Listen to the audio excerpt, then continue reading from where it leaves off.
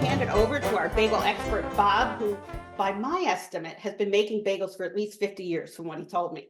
So he's going to walk us through the process this morning, get us started, and then on Friday, we'll be doing the next two steps. So, All right, Bob? let's get started, I think. Let me just see. I made some notes here. Yeah, we're ready. Oh, first of all, you received a list with some implements in them, which may not be obvious from the labels they have. First of all, a bench knife. These are very helpful things. These are bench knives. They're not sharp, but you press into the dough to cut it, and they're very helpful to have. Almost any store that sells kitchen implements, you can buy bench knife. This one's all steel, which is easier to clean. This is wood, which I prefer. It's just more comfortable.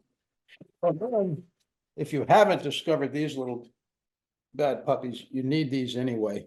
These are just flexible rubber spatulas for scraping down the sides of bowls to get, and you can use the flat parts of them to lift dough up and so on. These are very helpful to have, and also any decent kitchen supply store have.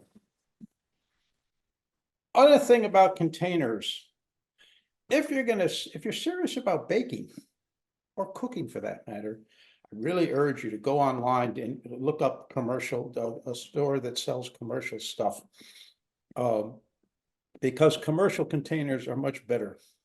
You want a round container such as this for letting your dough rise, because it's easier to sink it.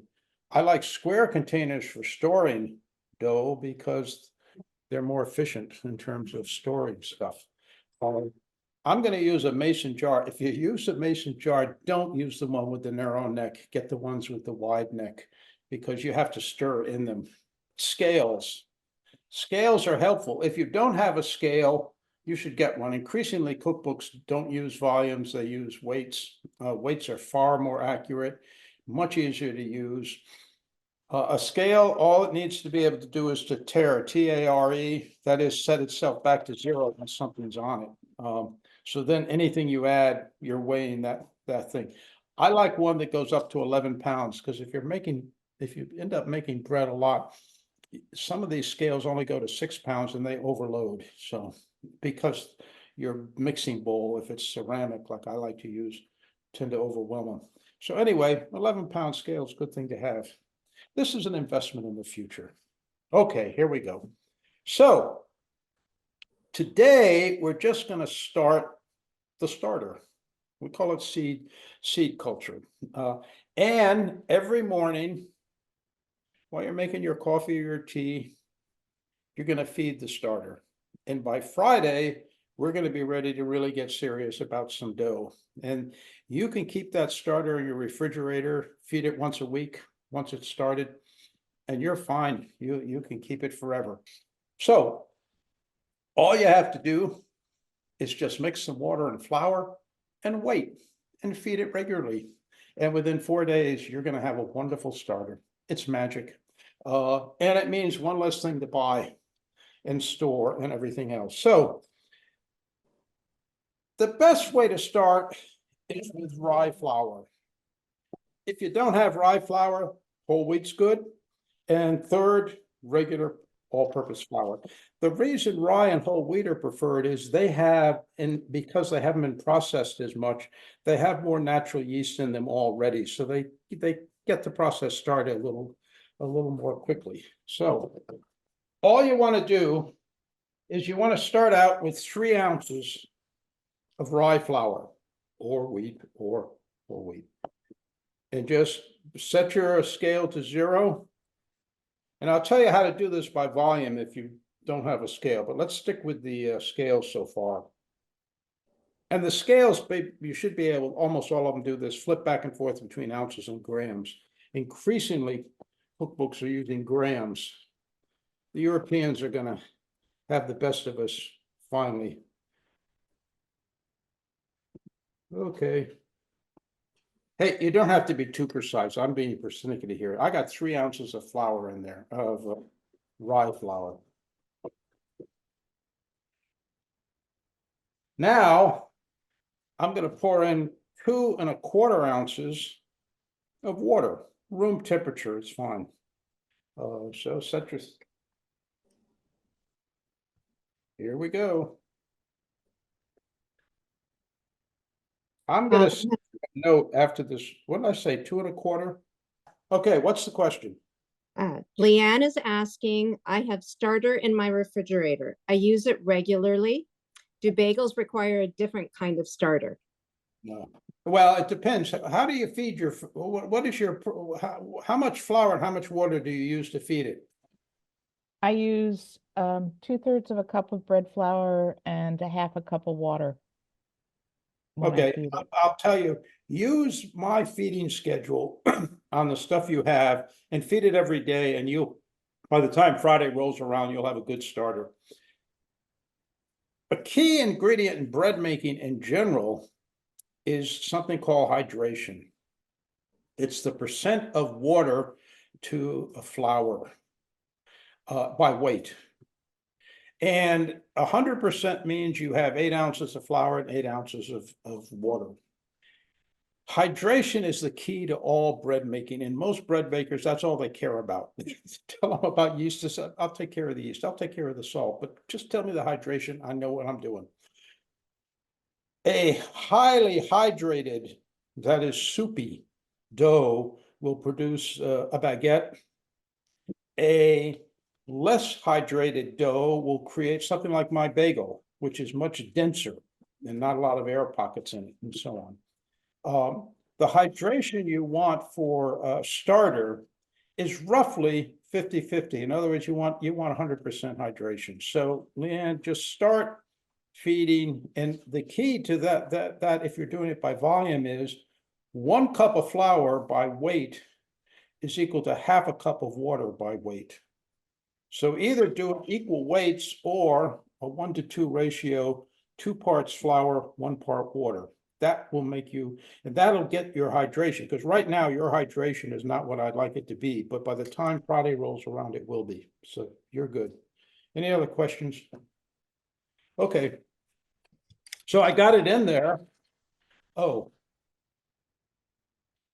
Flour is unbelievably, wet flour is sticky. Gluten is the key ingredient in flour.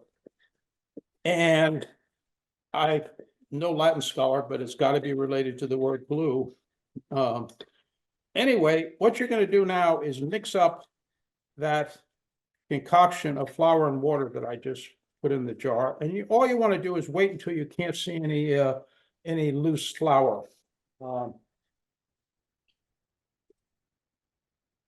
And once that's done, shouldn't take too long.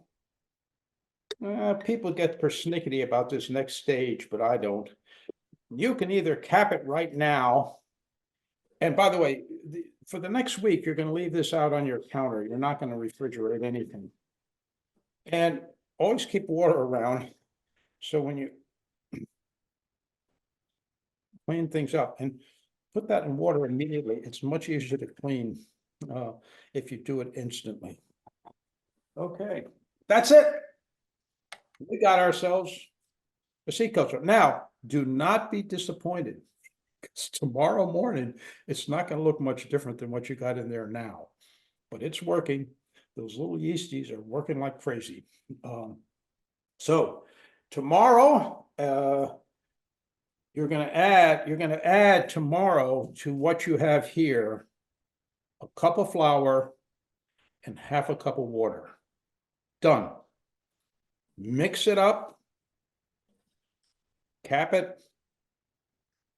Next morning, now this is now Monday, so Tuesday you just add. Wednesday, you're going to basically remove half of the contents of that jar because it's getting too much bulk in there. People say throw it away. I put it someplace else and then go to your internet and say, look up sourdough pancakes or sourdough biscuits or anything else, because you can use what would normally be thrown away.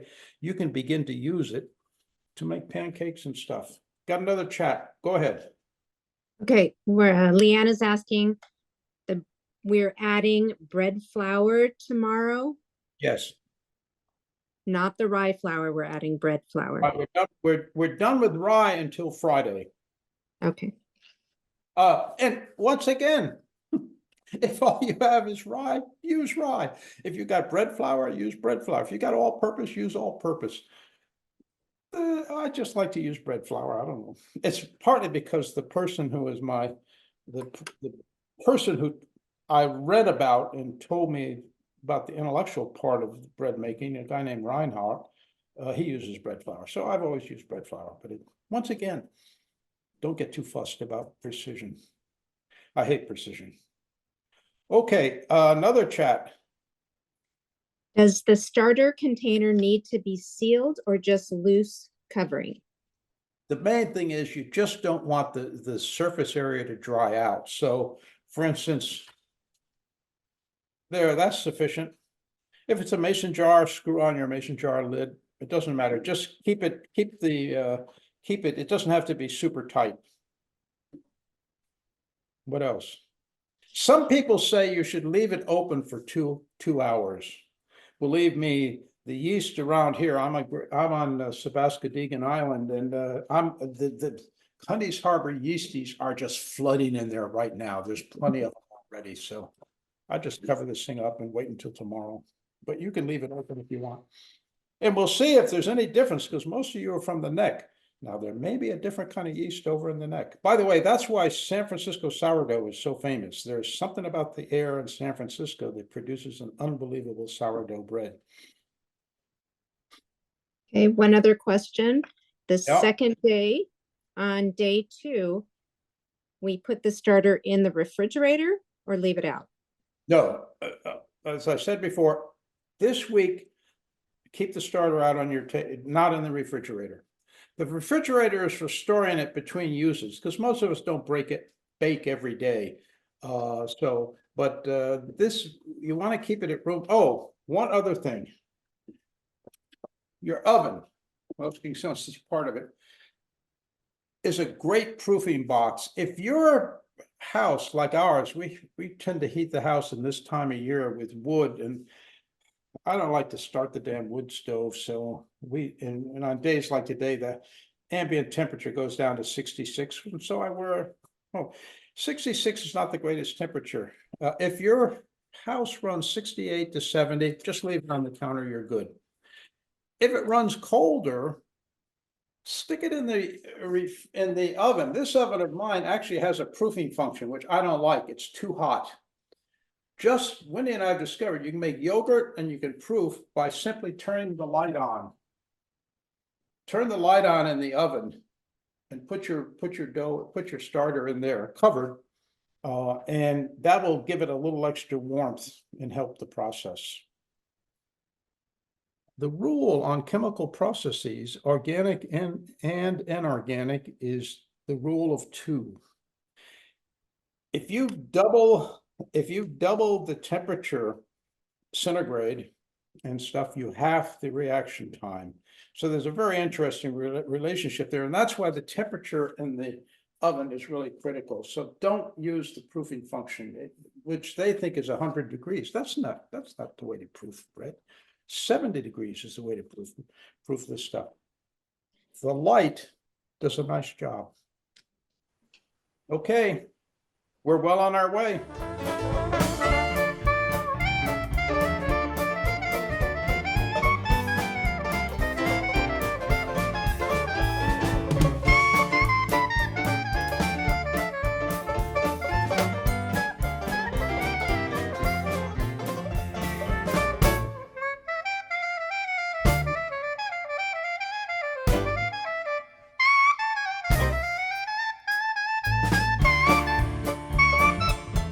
What we're going to do now, if you've got your scales, we're going to take a clean container, put this thing on it, and zero it out, tear it, as they say. Now, what we're going to do is we're going to make something. Different authors call it different things. Reinhardt, who is my go-to guy, calls this barm, B-A-R-M.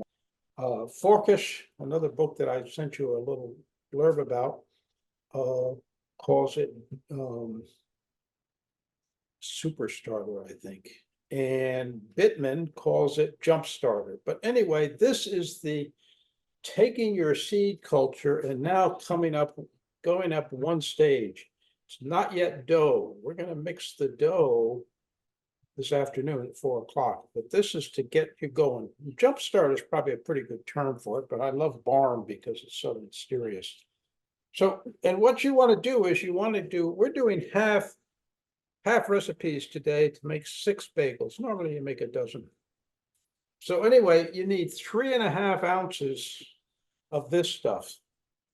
It's always good when you're dealing with dough to have a container full of water so that you can make sure your implements, in this case, I'm just using a soup spoon, are wetted before you start messing with the dough, because we've already learned that dough is really, really sticky. Now I'm just going to pour in here 3.5 ounces. Time and temperature are ingredients as much as flour and salt. And temperature varies all over the place. I don't know what the temperature in this place is right now. I feel it to be maybe 68. Hey, in the summer it's 70. In the winter, we keep our house at 66 when the wood fire is not going. And that will affect you as much as anything else. So you're not controlling your variables all that much. So if this weight doesn't kind of work out, don't worry about it. Just keep moving. Keep moving. That's the secret. Keep moving. Okay, so now I got 3.5. Now it's dead simple. Equal amounts by weight of water and flour. For some reason, most recipes tell you to put the flour in and then the water and mix it all up.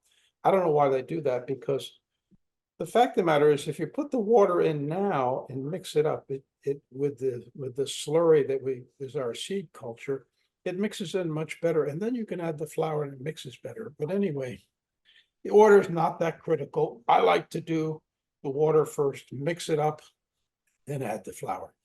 Whatever you do, it's 8 ounces of each. So now I've tared this thing. It's down to 0. I'm going for 8 ounces. This is a little warmer than room temperature. But you know what? Like I said,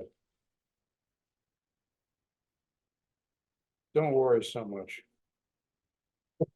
My dear grandmother, who taught me, the only thing she taught me to cook was taffy, cold taffy.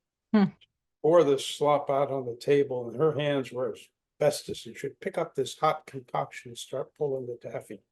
But she always told me, Robbie, if these walking on thin ice, you might as well dance. That's good advice for this recipes. Don't worry about it. You're on thin ice. It may be problematic. Just dance. Do it. So now I got the water in, so I'm gonna mix it in with the starter. You can't hurt this starter. It's an organic mix of little beasties growing there, and all they're not gonna drown them. Okay. Now, dead simple. Flour, bread flour. We're gonna go 8 ounces of bread flour. So tear the damn thing. 8 ounces of bread flour. There's 2. There's 3.5. 4. Ooh.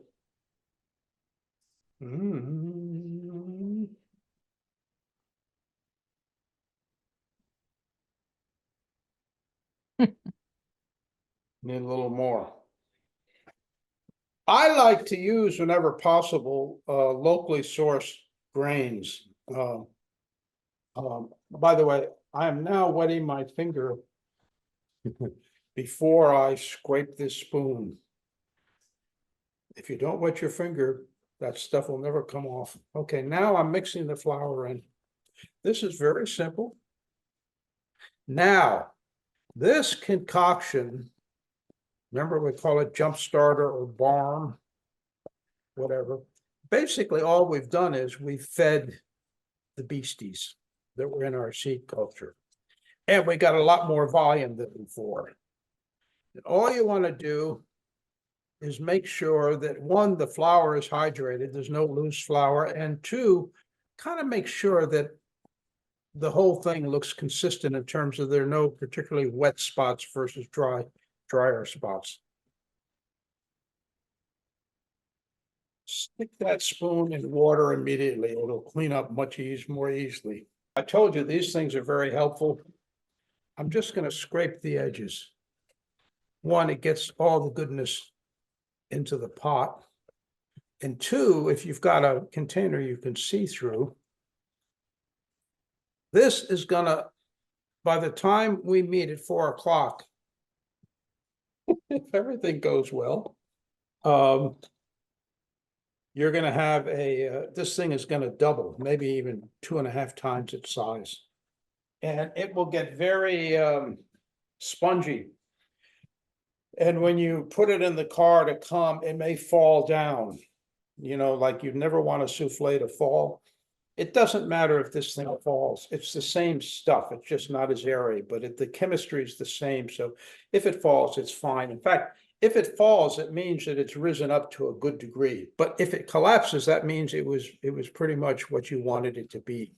If it doesn't show any sign of collapsing, right in the oven with the light on, give it a little, ooh, look, my light's on. Put it in the oven for the half hour before you leave. Give it a little more heat.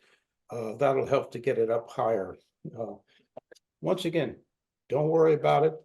Everything's going to work out just fine. And there we go. We're done. We're at the beginning now, and everybody has brought their barn, which we mixed up this morning. And it should have risen pretty well, doubled in size.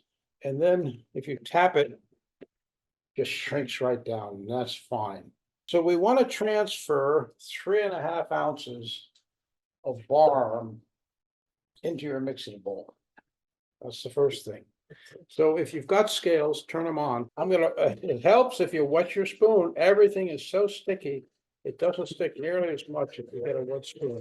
So I'm going for 3.5. Look at mine. Yeah, it's kind of a little gloppy and it's okay. Okay, here we go. Here's another one. They're actually not looking too similar. Even my failed one. Here's the other. This one's a little soupier. Whoa. 8 ounces. 8 ounces of water. Okay, Room temperature. 8 ounces. It's interesting. We're going to put 8 ounces of flour and 8 ounces of water. In terms of hydration, that's 100%. Hydration is measured by bakers as the weight of water to the weight of flour. And so this is a fairly seriously hydrated thing, but we're going to change all that very quickly. So I made my barm this morning, but it's not smooth, and all of yours look like they're smooth. Well, let's go with it. Okay. What happens? It also didn't double in size. They don't work. Well, that's 2 strikes, but it's not 3, so we're good. But a Okay. pint's a pound of that is a pint of water weighs a pound. And that's very helpful, actually. So what we got here is 8 ounces, which is a pint. And okay, now I'm going to add 3.5 rye. So everybody's got your 3.5 rye done. Yes. Yes. Now you're going to go back to your starter. That. Yes. And you're going to add 14 ounces to the mixture you're working on. We're going to spike this with 3/4 of a teaspoon, 1 teaspoon of malt, and 1 3/8 of salt. And that means you go to half the thing and do a little less than half. Okay. Well, now you want to mix that in a little.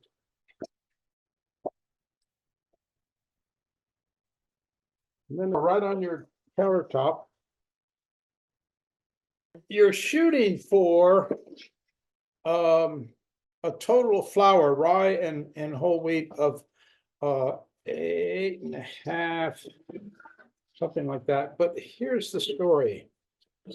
At this point, anytime you're making bread and you start kneading, you knead it until it feels right, and you ignore how much flour you're putting in. You don't worry about the amount anymore. Now,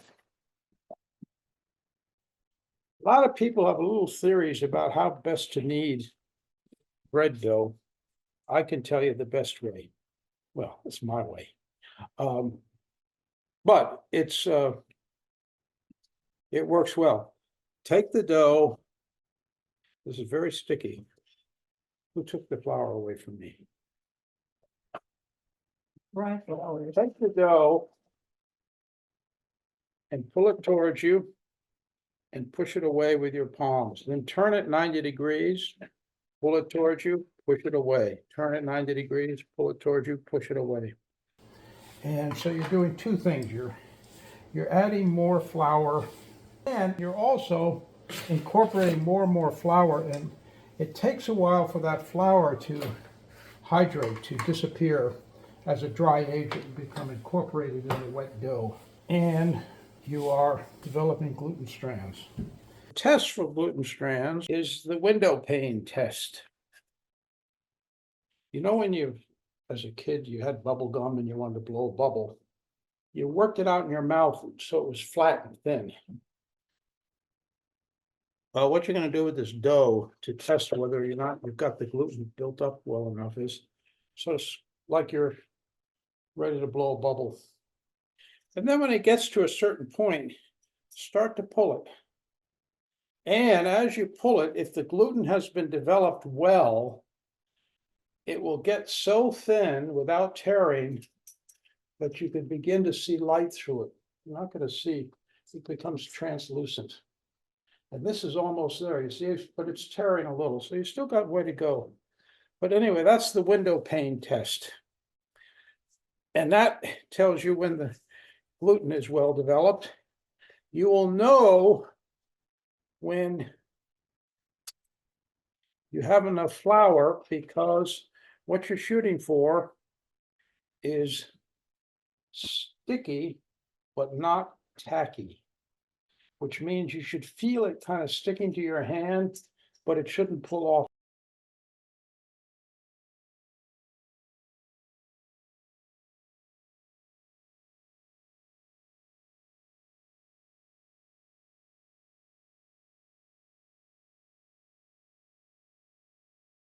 Maybe 4.3. Okay. 4.8 is a little much. And scissors are the best way to And you're just making balls of dough here. Yeah. Okay. And by the way, when you get a little thing like that, push it into the inside so it sort of incorporates. Okay. So that's another, there's 2 bagels. One. Press, don't cut this way, just press with your knife, your bench knife. 4.3. There's 5 ounces, 4.4, 4.3, 4.3. Keep going. All right.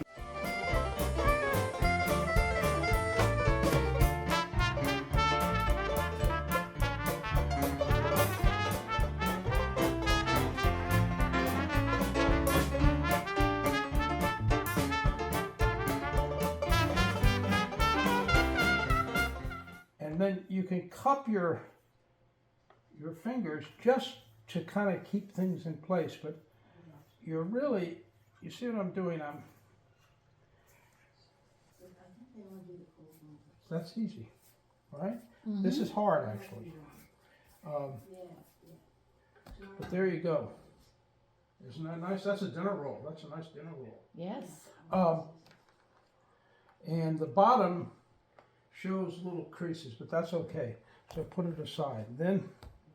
And then if they start sliding, just put them on, and if that's not wet enough, get some more moisture from your Okay. towel.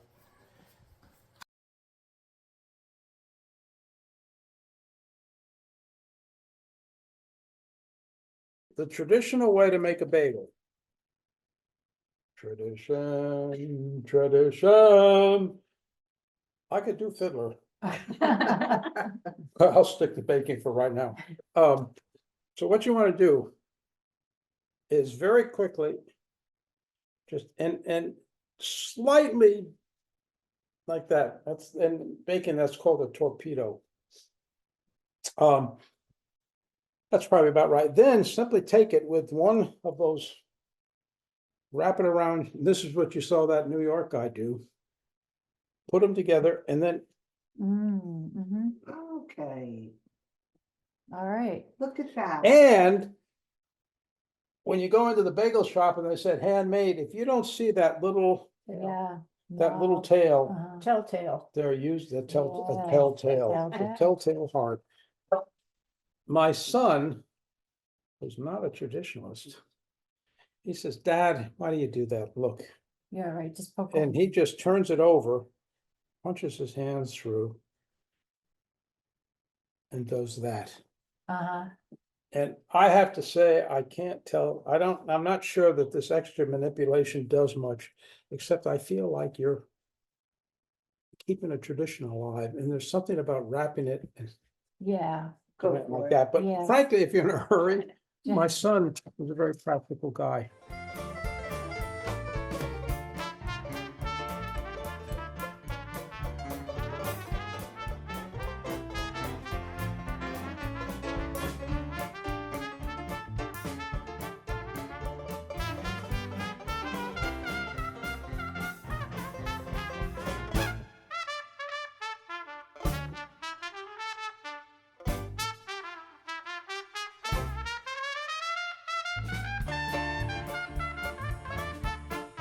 You set it up to 500. And then you boil the water. You need 1.5 inches, just enough to float the bagel so you can then flip it. Put in a tablespoon, half a tablespoon of baking soda in the water.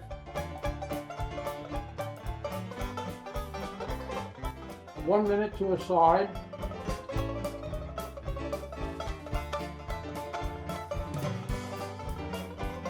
Put them back on the tray.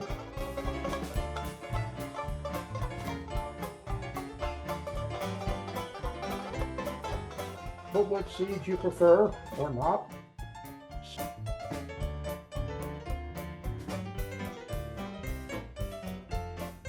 Stick them in the 500 oven, and every 5 minutes, take the tray out and rotate it.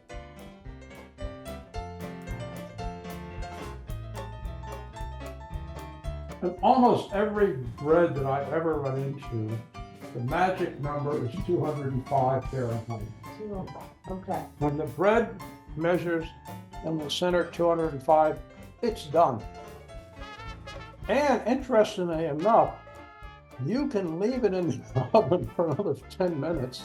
And pretty much what's going to happen is, it's not like the bread's going to cook that much more inside. You're just going to begin to crisp the outside and ultimately burn it. But when you hit 205, you're there. Don't eat the bagel until it's had 20 minutes. You should be able to pick it up at room temperature. Then they're ready to eat.